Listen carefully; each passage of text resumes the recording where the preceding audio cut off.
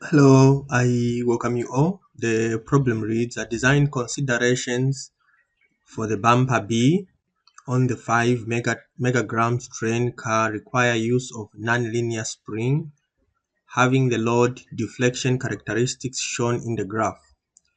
Select the proper value of K.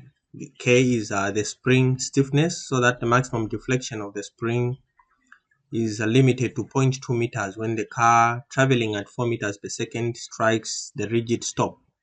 Neglect the mass of the car wheels. This problem is coming from the Engineering Mechanics and Dynamics 14th edition by RC Hibbeler.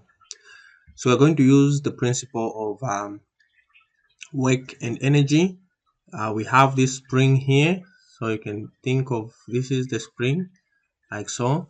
And then we have this particular train, okay, which comes into contact, okay, with this particular spring, and this spring deflects maximum of S equal to 0.2 meters.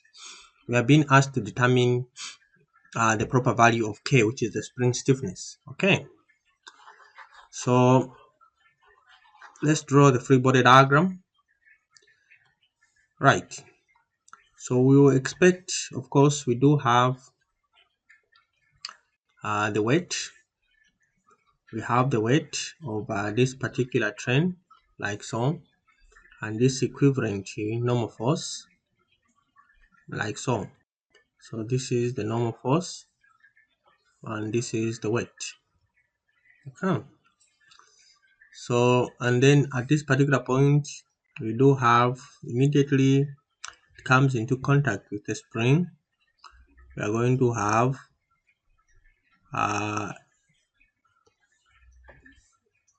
some forces like so. I'll just draw one line like so, and then I'll cut it in between so that I indicate the arrows. The space isn't enough. Okay, so we are going to have the following, like so, and then let's like so. All right, so we call this is our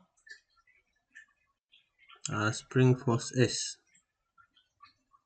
All right, like so. So this is our spring force S. Great. So there we go. So the equation for work and energy is the same. The initial kinetic energy at point 1, okay, plus the total work from 1 to 2 is just equal to the final kinetic energy at 2. All right, so let's read again what is happening here. So this train is traveling at 4 meters per second, therefore we do have initial velocity, right? Let's call it v1 squared.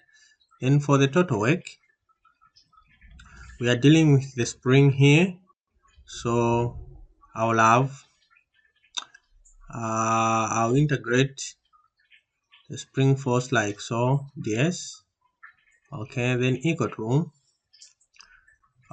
we are assuming this particular, of course, when the spring gets deflected, then we are going to take a momentary stop as it deflects, right?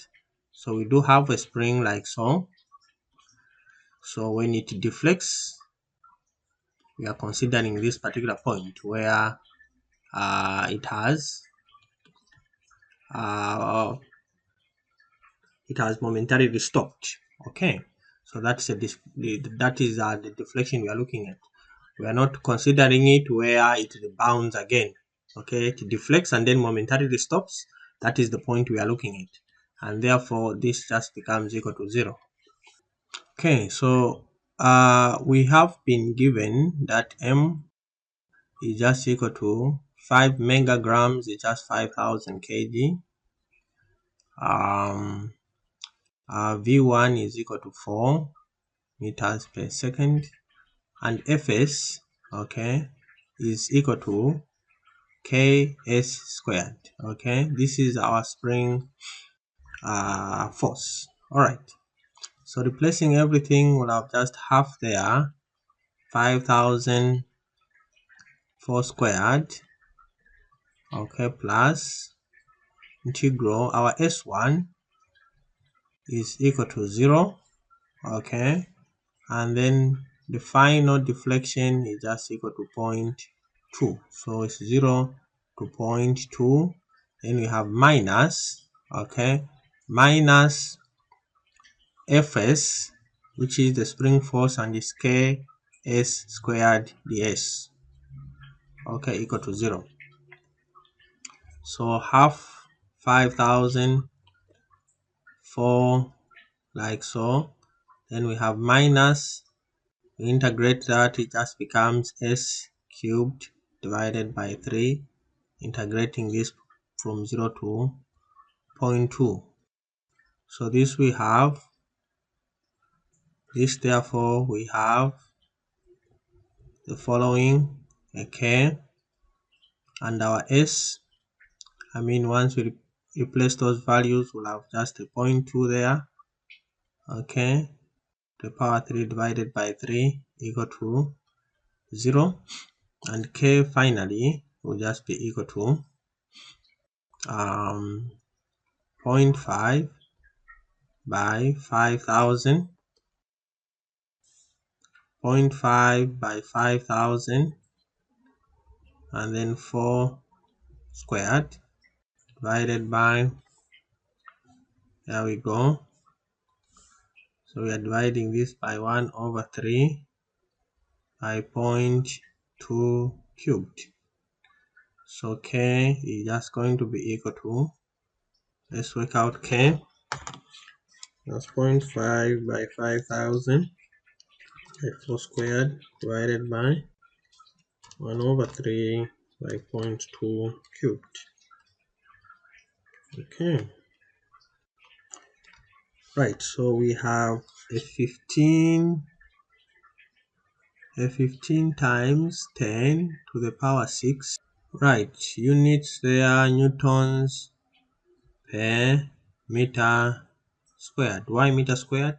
When you look at our spring force here, it is F equal to K S squared, right? Okay, so the units for this is in newtons, right?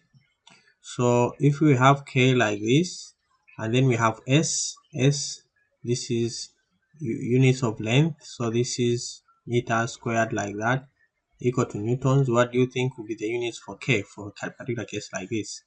Okay, so we divide by this like so, then K becomes equal to newtons per meter squared, and that's the reason we have units like this. Ideally, of course, we are used to F just being equal to the spring force just being equal to Ks, where the units for K is newtons